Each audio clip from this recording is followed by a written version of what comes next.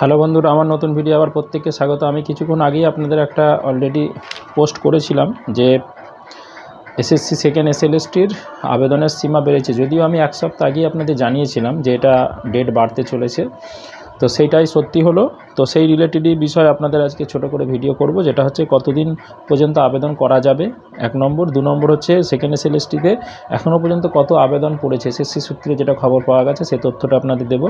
আর 3 নম্বর যেটা হচ্ছে এসএসসি পরীক্ষা কবে নিতে চাইছে এসএসসি বোর্ড, যেটা গতকালকের অথেন্টিক খবর এসএসসি বোর্ডের থেকে। তো এই 3টে বিষয় নিয়ে আপনাদের আজকে ছোটো করে ভিডিওটা করব। চলুন ভিডিওটা শুরু করা যাক। প্রথম হচ্ছে কতদিন পর্যন্ত। আমি এটা আপনাদের আগেই জানিয়েছিলাম যে বাড়ালে 1 সপ্তাহ বাড়বে, এবং সেটাই হয়েছে। আগামী 1 সপ্তাহ 14 তারিখে শেষ হবার কথা ছিল সোমবার, সেটা বেড়ে আগামী সোমবার অর্থাৎ 21 তারিখ পর্যন্ত এসএলএসটি আবেদন করতে পারবেন, এবং আমার অনুমান এটা আরও 1 সপ্তাহ বাড়তে পারে। আমি এটা আগাম আপনাদের জানিয়ে রাখলাম। এর পিছনে অনেক কটা রিজন আছে, একটা ওবিসি মামলা আছে, একটা এসএসসি রিভিউ পিটিশনের ব্যাপার আছে।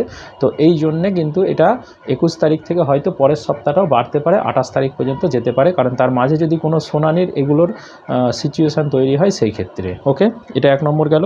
2 নম্বর হচ্ছে এখনও পর্যন্ত কত আবেদন পড়েছে। সরকারি হিসাব অনুসারে গতকাল শুক্রবার পর্যন্ত আবেদন জমা পড়েছে 4,104 জন। আমি আগের দিনে একটা আপনাদের জানিয়েছিলাম যে এসএসসি যে কোর্টে যেটা বলেছে যে 2 লাখ জমা পড়েছে, এটা কিন্তু অসত্য কথা, এবং সেটা দেখা গেল গতকালকের হিসাব অনুসারে। একদিন বা দুদিনের মধ্যে 2 লক্ষ আবেদন জমা পড়া সম্ভব নয়। তো যাই হোক, এটা হচ্ছে অথেন্টিক এসএসসির তথ্য, যেটা হচ্ছে 4,104 জন। যদিও এটা আমার অনুমান, শুক্রবারের তথ্যটা দিয়েছে, এটা মনে হয় বৃহস্পতিবারের তথ্য, কিন্তু শুক্রবার পর্যন্ত এসএসসির বক্তব্য, যদিও জানি না। যাই হোক, তো আপনারা 4 লক্ষ ধরেই চলুন। এটা আমার অনুমান, এই 4 লক্ষটা শেষ পর্যন্ত গিয়ে 5 থেকে 6 লক্ষে পৌঁছাবে, হয়তো আরও বেশি হলেও হতে পারে। অনেকেই ভাবছেন যে আবেদন কম। এর আগের যেমন হাইকোর্টে যেটা একটা তথ্য দিয়েছিল 2 লাখ আবেদন পড়েছে, অনেকেই ভাবছেন যে আবেদন অনেক কম হবে, কম্পিটিশান অনেক কম হবে। এরকম কিন্তু ব্যাপার নয়। সংখ্যাটা প্রয়োজনে 7 থেকে 8 লক্ষ পর্যন্ত চলে যেতে পারে।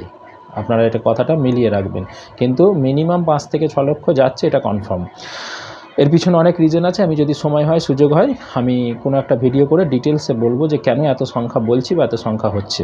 আচ্ছা, 3 নম্বর যেটা বলেছিলাম সেটা হচ্ছে এসএসসি কবে পরীক্ষা নিতে চাইছে। গতকাল শুক্রবার পর্যন্ত এসএসসি বোর্ডের যেটা বক্তব্য, সেটা হচ্ছে আগামী সেপ্টেম্বর মাসের ফার্স্ট উইকেই নেবে, কারণ এসএসসি প্রস্তুতি পুরো দমে চালাচ্ছে, এবং পরীক্ষা কেন্দ্রগুলি, সেন্টারগুলো অলরেডি লোকেট হয়ে গেছে।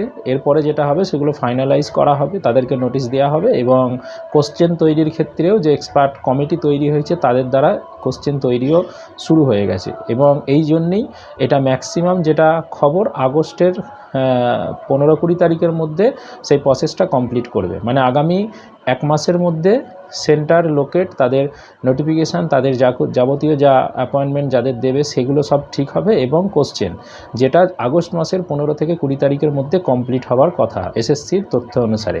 তো তার মধ্যে কমপ্লিট করে যেটা ডেট দিয়েছিল যে সেপ্টেম্বরের ফার্স্ট উইকে নেবার, তাহলে ফার্স্ট উইকই পরীক্ষাটা নেবার প্রস্তুতি এখনও পর্যন্ত নিয়ে যাচ্ছে।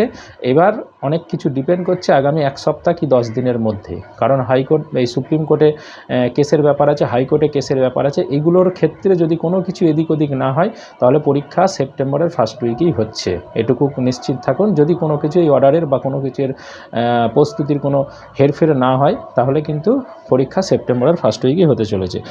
আর কম্পিটিশানটাও কিন্তু তেমনই হবে, এটুকু কনফার্ম থাকুন। এখানে জানেন যে কিছু ক্যান্ডিডেট বাদ যেতে চলেছে, নন টেন্ডেড, যেটা 2000-3000 ক্যান্ডিডেট ছিল সংখ্যাটা, তারা বাদ যাবে এখান থেকে। তো যেহেতু যদিও সেটা এখন সুপ্রিম কোর্টে যদি যায়, আমার মনে হয় না এখনও পর্যন্ত যেটুকু তথ্য আছে যে ওই বিষয়টা নিয়ে, টেন্টেডদের নিয়ে সুপ্রিম কোর্টে রাজ্য সরকার যাচ্ছে না। এবার এখন দুটো বিষয় যেটা আছে, এক্সপিরিয়েন্সের নাম্বারের ব্যাপারটা, আর আপনার পুরাতন যে নোটিশ সেই অনুসারে এক্সাম নেওয়ার ব্যাপার, এই দুটোর উপরে ডিপেন্ড করছে। আগামী সোমবার হিয়ারিং আছে, সেই হিয়ারিংয়ে রাজ্য সরকার কী তথ্য দেয়, এসএসসি বোর্ড কী তথ্য দেয়, তার উপর অনেক কিছু ডিপেন্ড করছে। ওকে, তো এই ধরনের তথ্য পাওয়ার জন্য আমার সাথে থাকুন, আমার বেল আইকনটা অন করে রাখুন, এবং যদি ভালো লেগে থাকে অবশ্যই লাইক, কমেন্ট, শেয়ার করবেন। আর যদি কিছু জানার থাকে অবশ্যই কমেন্ট বক্সে আমাকে কমেন্ট করবেন। ধন্যবাদ।